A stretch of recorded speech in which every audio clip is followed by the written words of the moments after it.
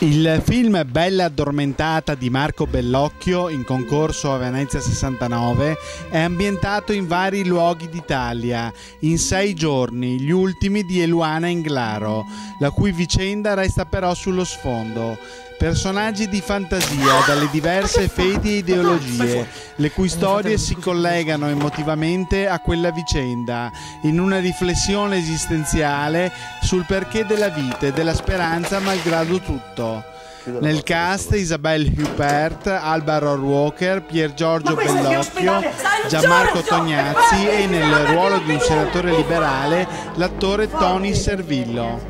È un ruolo che auguro di quel tipo che auguro di poter interpretare a qualsiasi collega, e mi spiego meglio che tipo, cioè una ricchezza conflittuale, una ricchezza drammatica, dovendo dar conto rispetto al tema principale del film e in sede di dibattito parlamentare, pubblica, e nell'intimità della propria coscienza, avendo una moglie malata allo stato terminale e con una figlia sempre nel privato che ha in merito opinioni completamente diverse dalle sue. Una tale ricchezza drammaturgica che è un'occasione ghiottissima per un attore.